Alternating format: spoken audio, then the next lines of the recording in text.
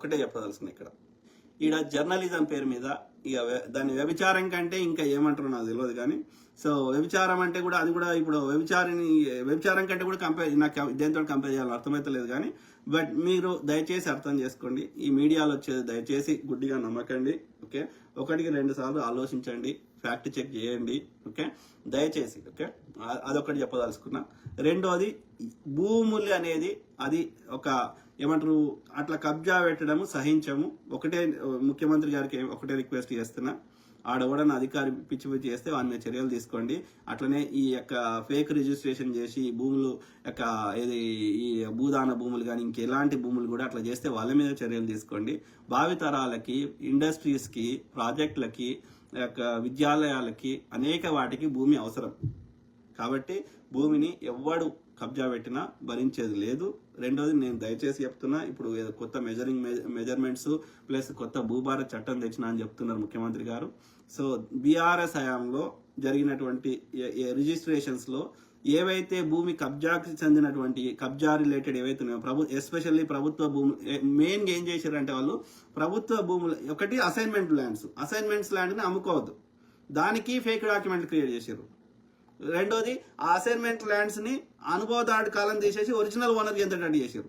వాళ్ళకి ఆ పడావు పట్టిన భూములకి 600 ఎకరాలకు కూడా వాడు రైతు బంధు ఇచ్చిండు, పేదోళ్ళ ట్యాక్సులు తీసుకొని వాళ్ళకి ఇచ్చిండు. సో అట్లా మొత్తం వ్యవస్థ నాశనం చేసిండు. కాబట్టి బీఆర్ఎస్ హయాంలో జరిగిన భూ రిజిస్ట్రేషన్ అన్నిటినీ రీవిజిట్ చేయండి. అందులో ఏవైతే దోపిడీకి సంబంధించినాయో, కబ్జాకి సంబంధించినాయో వాటిని అన్నిటినీ రివర్స్ చేయమని నేను ప్రాధాయపడుతున్నా. వాటిని అన్నిటిని ప్రభుత్వం తీసుకోవాలని రిక్వెస్ట్ చేస్తున్నా. ఈ మైహోమోడు ఎంత తీసుకున్నాడో అంత భూమి మార్కెట్ రేట్ వాడి రూపాయికి 2 రూపాయలకి ఇచ్చిండా, ఫ్రీగా ఇచ్చిండా, కబ్జా పెట్టిండా. ఆ మైహోమోని అన్ని ఇప్పుడున్న మార్కెట్ రేటు ఎకరానికి 100 కోట్లు ఇంకెక్కువ ఉంది హైదరాబాద్లో.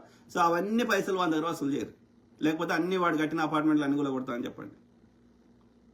సో లేకపోతే రేవంత్ రెడ్డి గారు దయచేసి చెప్తున్నా, నువ్వు వాడు గొడవ పెట్టిండు, ఈ తులసి చంద్ ఏదో చెప్పింది, ఇంకోరెవరో చెప్పిండ్రు, ఈడ మీడియాలంతా ప్రచారం చేస్తున్నారని భయపడ్డావా? తెలంగాణకు చెందిన భావితరాలు నిన్ను క్షమించాడు. నీకు రాకరాక ఆపర్చునిటీ వచ్చింది, దాన్ని సద్వినియోగం చేసుకో. ఏది కరెక్టో తెలంగాణ ప్రజలకి ఇంత లాంగ్ టర్మ్ శాశ్వతంగా అది చేయి. ఓకే, ఎవరు మీడియాలో ప్రచారం చేస్తే దాన్ని తిప్పికొట్టడానికి కావాల్సినటువంటి సోషల్ మీడియాలో వాస్తవాలు తెలిపే వాళ్ళని హైర్ చేసుకో. వీళ్ళు ఏమేమి తప్పు చెప్తారు దాన్ని ప్రజలకు వాస్తవాలు చెప్పడానికి, ప్రజలకు తెలియజెప్పడానికి నువ్వు ఇంకా ఒక మంచి జర్నలిస్ట్లో ఉన్న టీంని తయారు చేసుకో. ఓకే,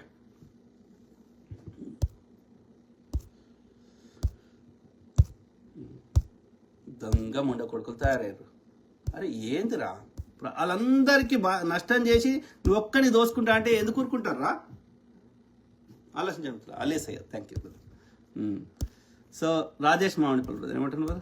నాకు ఎందుకో కవితలో పశ్చాత్తాపం కనిపిస్తుంది బ్రదర్. జైలు జీవితం చాలా నేర్పించినట్టు ఉంది. వనజ మేడంతో యూట్యూబ్లో ఒక ఇంటర్వ్యూ ఉంది, చూడండి. నాకు కవిత మీద నమ్మకం కలుగుతుంది. ఇప్పుడు తన జైలు అనుభవాలు పేదవాళ్లతో మాట్లాడి పేదరికం గురించి బాగా చెప్పింది. అందరు చెప్తారు, ప్రతిపక్షంలో ఉన్నాడు అందరు చెప్తారు. అధికారం వచ్చినాక అది ఎంతమంది నిలుపుకుంటారు అనేది మనం ఆలోచించాలి. ఓకే, అర్థమైందా? కేసీఆర్ చెప్పలే, ప్రతిపక్షంలో 100 చెప్పిండు. అధికారం వచ్చినాక ఎవడు ఎట్లుంటాడు అనేది అది బయటపడుతుంది ఒరిజినాలిటీ. సో మాట్లాడి పేదరికం గురించి బాగా చెప్పింది. వాళ్ళకి తెలుసు అట్లా మాట్లాడితేనే అది ఓట్ల కింద కన్వర్ట్ అవుతుంది.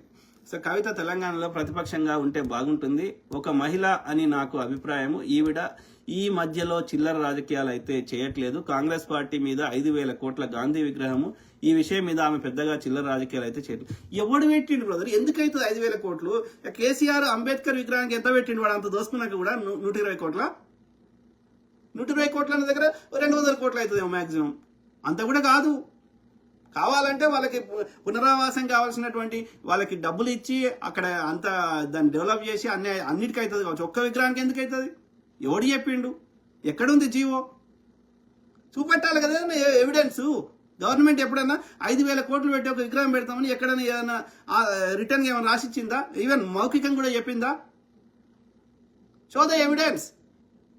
ఎలాంటి నిరాధారంగా ఒక ఫాల్స్ అక్యూజేషన్ చేస్తా, ఒక దుష్ప్రచారం చేస్తాడు, దాన్ని జర్నలిజం అంటారా? ఇగో ఏమంటారు, ఏదో సామెత ఉండే, అలా ఉట్టిన అన్ని రాక్షసులే అని ఏదో సామెత ఉండే, నాకు నోటి గుర్తుకొస్తలేదు కానీ. సో అవి మంచి అని నువ్వు అనుకుంటే అది పొరపాటు బ్రదర్. ఓకే, సరే ఏది ఏమైనా సరే ఇంటి దొంగలకు ఎక్కువ తెలుసు కాబట్టి ఈ దగ్గర నుంచి చూసింది కాబట్టి ఈమె కూడా అందులో ఒక భాగస్వామ్యంగా ఉంది కాబట్టి ఆమె చెప్తే గిన్ని రకాలుగా దోపిడీ చేసిరా అని ఆ ముచ్చట తెలుసుకోవడం తప్పేం లేదు. కానీ ఒక ప్రజల నమ్మకాన్ని చూరగొనడం అనేది అంత ఈజీ కాదు అది. ఓకే, సో కాబట్టి నేను నాకున్న ప్రజల యొక్క నాడిని గమనిస్తున్న ప్రకారం తెలంగాణలో ఉన్న పరిస్థితులని పూర్తిగా అవగాహన చేసుకుంటున్న ప్రయత్నంలో వచ్చే టర్మ్ కూడా తప్పకుండా కాంగ్రెసే ఉంటుంది. ఇక ప్రతిపక్షం ఎవడు ఉండాలి అనేది ఎవరి చిత్తశుద్ధిని బట్టి వాళ్ళు తెలంగాణ ప్రజలు నిర్ణయిస్తారు. నువ్వు నేను చెప్తే వాళ్ళు మారరు. వాళ్ళకి తెలుసు వాళ్ళు ఎవరి అంతరంగం ఏంది అనేది వాళ్ళు ఉట్టేనే పసిగడతారు. ఇక తెలంగాణ ప్రజలు చాలా హుషారున్నారు. ఓకే, అది నేను చెప్తలేను. కేసీఆర్ గారే ప్రజాముఖ ఆయన ఓడిపోగానే మస్తు హుషారైన ప్రజలని ఆయనే ఒప్పుకున్నాడు. అర్థమైందా?